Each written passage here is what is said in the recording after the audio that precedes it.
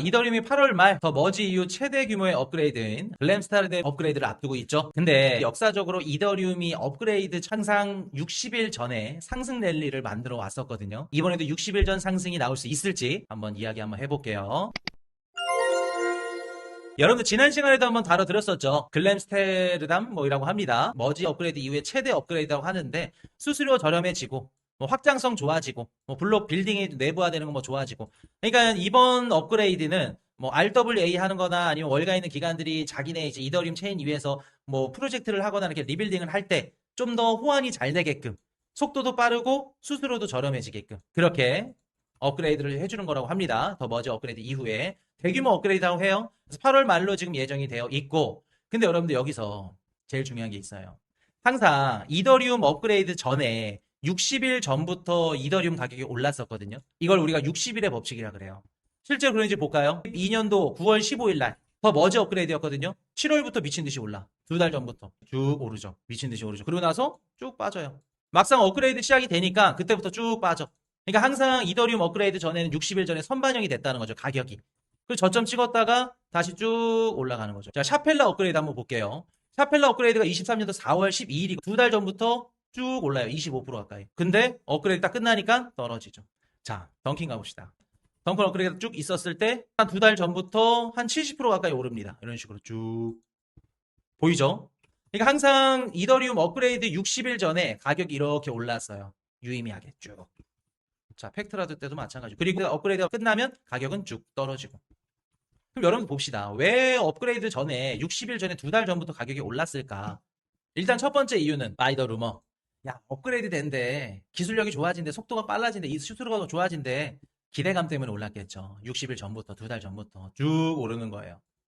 그리고 실제 가치를 뭐 개선을 반영, 이거는 좀 아닌 것 같아. 이거는 뭐 팩트 체크는 안 되지만 저는 여기 좀 동의 못 해요. 수수료 낮아지고 처리랑 뭐 좋아졌다 그래서 뭐 얼마나 좋아진다고. 크게 그렇지 않다. 지금 이것 때문에 이더리움 가격이 뭐 올라가고 그 정도는 아니다. 오히려 지금 논리로 따진다고 하면은 수수료가 더 낮아지니까 오히려 가격이 빠져야지. 왜? 수수료가 올라가야 이더리움 토큰 소각량도 늘어나는 거 아니에요? 그냥 기술적으로 바라보면 안 돼요, 이더리움은. 확장성으로 봐야지.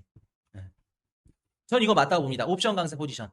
왜? 자, 업그레이드가 2달 뒤야. 그러면 이더리움 투자자들이나 아니면 암호화폐 투자자들이 기대감을 갖겠죠. 그 심리를 이용해서 옵션 시장에서 레버리지를 치겠죠. 왔다 갔다 하면서 롱 아래 그리고 뭐 숏 위 다 발라먹겠죠.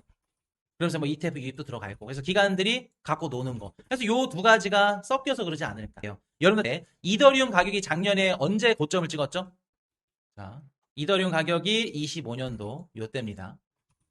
보시면은 준, 줄라이, 어거스트 8월 달이에요. 8월 23일 날 찍었어요. 근데 12월 달에 푸스카였죠. 그러면 8, 9, 10, 11, 12 4개월 앞당겨서 왔어요. 그럼 이때는 왜 60일 전이 아니라 4개월 앞당겨서 왔을까? 요때 뭐가 있었죠, 여러분들? 그때 가장 핫했던 게 비트마인이 핫했죠. 여름에 DAT 기업들, 디지털 에셋 트레저리라고 해서 비트마인, 샤프링크 막 이런 기업들이 엄청 나왔었잖아요, 작년에. 그러면서 이더리움 가격이 우리 원화로 한 700 얼마까지 갔었을 겁니다. 고점을 돌파를 했어요. 이더리움 가격이 찍고 쭉 떨어지고 나서 12월 달에 푸스카 업데이트 했는데 가격이 하락했죠. 그러면 푸스카 업데이트 때는 어땠냐면 요때만 예외적으로 4개월 앞당겨서 왔다. 사실 앞당겨진 것보다 이때는 푸스카 업그레이드는 영향을 못 줬고 어디에 영향을 줬다? 뭐가 영향을 줬다? DAT, 비트마인이 영향을 많이 줬다. 미국의 월가 기관들이 이더리움을 매집하기 시작하면서 야, 비트코인만 매집하다 이제 이더리움도 하네? 그래서 이더리움 가격이 고점을 찍은 거예요. 실질적으로 이더리움이 올라간 건 푸스카를 뭐 4개월 앞당겨서 당긴 게 아니라 DAT 기업들 때문에, 월가 기관들 때문에 올라간 거다. 그럼 우리가 한 가지 볼 수가 있죠. 역사적으로 4번의 업그레이드 때는 60일 전에 반드시 상승이 왔었고, 한 번은 푸스카 때는 변수였다. 이미 하락이 시작이 됐고, 그때 푸스카 업그레이드는 영향을 못 줬다. 그래서 4번은 60일 전에 상승 그대로 갔고, 한 번은 영향을 못 줬다. 그렇게 우리가 볼 수 있겠죠. 그럼 여러분들 봅시다. 우리가 이 결론대로 한번 보자 그러냐면은, 지금 이번에 글램스타르뎀이 이제 8월 말에 이더리움 업그레이드가 예정이 되어 있잖아요. 요거 밀릴 수도 있어요. 전 개인적으로 밀릴 거라고 보거든요. 하반기 한 10월, 11월 달에. 10월 달, 한 10월, 11월 하반기에 밀리게 되면 이제 그때 우리가 다시 또 봐야겠지만 만약에 8월 말에 된다고 하더라도 60일 전에 무조건 오른다라고 보기는 어렵죠.